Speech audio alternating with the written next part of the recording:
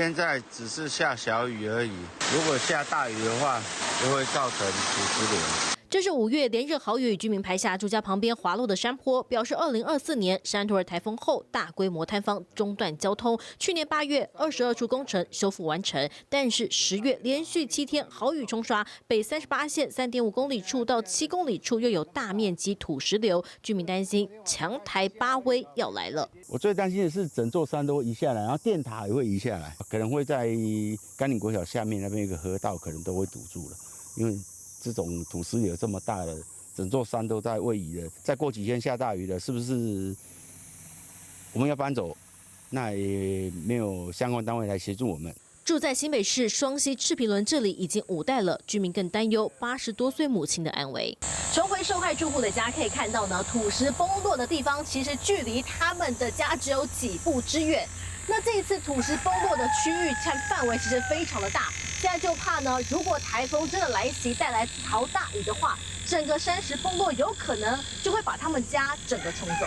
这片山坡地还有大约10户居民从住家往上方半山腰处走，路上仍堆满大小石块。这些土本来是在上方，那10月25号那天下大雨，整个滑下来。这应该是当初要做挡土墙，然后把这个上面的土应该是要固定好，或者是清运走。我家就在旁边50公尺，在下方就是我的老家。市府这边也特别安排2组的抢灾工班以及机具现场待命。那我们边坡如果有状况的话，可以立即的抢灾。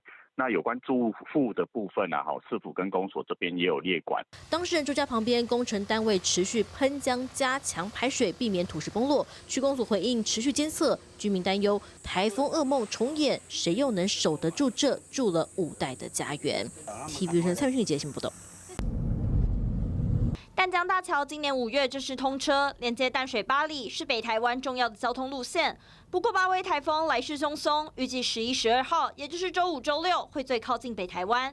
这回恐怕不只有雨，还会有强风。觉得不会吧？我看它里头设计的那个很牢靠啊，它的那个桥梁跟桥梁那个墩这跟墩，它的里头的结构，它介绍的很清楚，应该是很坚固的气象署预估最快9号白天会发布海上台风警报，深夜到10号清晨发布路警，加上外围环流影响，桃园以北及宜兰降雨跟强风都会增强。这次呢，公路总局如临大敌，祭出交管措施。当风速达到8级的时候，就会要求车辆行车速限降低；当风速达到10级的时候呢，就会全面封锁淡江大桥。但其实为了稳固桥身，淡江大桥有加装7个粘滞性阻尼器，能透过消耗能量来减少晃动，能够瞬间吸收突发能量，保护桥梁的主结构不受破坏，最高可以抵抗7级强震，跟台北101的原理不太一样。101内著名的风阻尼球，则是调节质量阻尼器，通常会安装在建筑物的最高处。当房子往右移时，阻尼器就会因为惯性往左摆，形成反作用力，把建筑物给拉回来。淡江大桥设置的阻尼器对地震力、风力、水力都有抗衡的效果，能减少摇晃力度，但首度面对强台来袭，公路局不敢掉以轻心，并且提前备好人力、工程车及防台工具，都已经在桥下随时待命。TVBS 新闻是贤人何思玉新北采访报道。一早东流线就出现人潮，大批旅客提前返台。仔细一看，就连天团911的旅程也紧急喊卡。春风与洋葱2人1前1后下船，原定4天3夜的旅程提早1天回台，因为东流线已经公告9号下午一路到11号皆全面停航。洋葱拜拜。虽然旅程受到台风影响，但洋葱仍热情回应粉丝。不过，除了东流线，绿岛的船班8号下午开始停航，不少旅客提早回程，行程都被打乱。But this time is no problem. But we have some information is we coming is a typhoon, so we come back. 台风有影响您的旅程吗？没有，我们运气很好，刚好结束，嘿。是，所以会不会担心说，就是台风影响绿岛啊？会啊，因为它都没有屏障。旅客抢搭绿岛回到台东的最后一班船，因为8位台风接近台湾，东部航线停航到11号。除了旅客大包小包紧急回台之外，另外还有一批物资也将送往绿岛，一箱箱堆叠起来送上船只，就怕台风影响多日会造成绿岛居民的生活不便。回去就是要守护家园啊。每次台风对绿岛都有一定的影响。这里是台东的富冈渔港，平时周边的停车位是一位难求。不过为了防台，渔民把渔船、竹筏都特地停上岸。渔民们加紧防台准备，除了渔船利用绳子绑紧靠拢，有些甚至直接吊上岸，暂时放在马路边，底部也利用废弃的轮胎垫底缓冲。要安尼放的无险规矩，拢吊上起来，较安心啦。看免底下了变钢比较够准。渔船的维修费都高达100万元，渔民们不敢小看巴威台风的威力，就怕噩梦再次上演，连忙赶工，提醒民众台风来临之前得提前做好防台准备。TVBS 新闻谷和纯台东屏东综合报道。桥梁边防汛块叠成一排，防止台风带来雨势，溪水暴涨。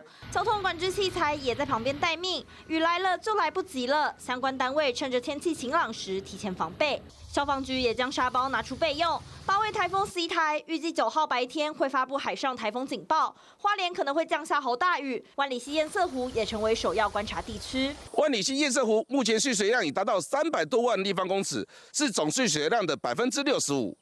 水利署现在正在和时间赛跑，紧急加固堤防。大大小小的渔船整齐排放在港内，受到台风影响，首当其冲的还有宜兰。头城乌石渔港的船主们赶紧将船只牵回内港，用绳索固定。所有的渔船从8号下午停止出海，龟山岛也封岛4天。虽然生意受到影响，但安全还是第一。早上的海风呢，其实还蛮平稳的，只是从下午然后到明天可能就开始有比较明显的转变。外澳沙滩的冲浪区8号下午还是有很多民众在玩水，虽然台风的浪还没推进来，但浪况并不好，不是很整齐啊，而且就风算蛮大的。回到宜兰市区，工程人员顶着大太阳将大片帆布拆了下来，不然等强风来吹出去，可能就会造成危险。用吊车把沙包运到车上，准备再往公所发放给需要的民众。各地都在跟时间赛跑，全体加强防范，就是要将强风豪雨带来的灾害降到最低。TVBS 新闻高志宏、简大成、何思玉花莲宜兰采访报道。巨大豪华邮轮在海上航行，不少人今年出国玩会选择搭邮轮。只是台风即将来袭，就有民众质疑邮轮还能照常出航吗？台风比较小，可是在船上就已经感觉非常明显了，很多老人小孩都有受伤跌倒。那就不用讲，如果我们这一艘如果还这么多人，那是去玩海盗船吗 ？A 小姐计划带着10几位家人搭 MSC 地中海荣耀号9号出港到冲绳，4天3夜的邮轮行程。不过因为巴威强台步步逼近，剩下1天就要出发了，却迟没有任何通知。因为我们明天就要出发了，然后我们就一直都没有任何旅行社去问，很多人在群组分享，就是都没有得到任何回复。A 小姐表示，因为7号有看到手机 App 的行程，原定10号、11号靠港冲绳，突然消失，不知道是取消还是有什么变动。如果这么大一间邮轮公司都没有办法安抚人心，没有带给别人安全感，那我就会对这个打一个很大的问号啊！不过幸好最后在8号下午1点多 ，A 小姐与其他消费者陆续收到通知，业者官方也有公告，写说原定10号、11号靠岸冲绳将改在海上航行，若想取消可以全额退款，选择照常出航则会提供$50的补偿。而我们私下了解，业者其实都有密切关心动态及旅客反应，基于安全为第一考量，需要与国外总公司以及船长评估，来回沟通确认，做出决定。另外被影响到的还有立新邮轮，原定10号出发前往冲绳，提供升级8号出发香港2晚不加价，或是全额退款以及延后。哥斯达6号起航，9号原定停靠石垣岛也取消，改成海上航行，每人补偿50元消费金。强台搅局，航程不得不变，只是旅客也期待有变数时能更早、更清楚得知。TVBS 新闻张文兰婷台北采访报道。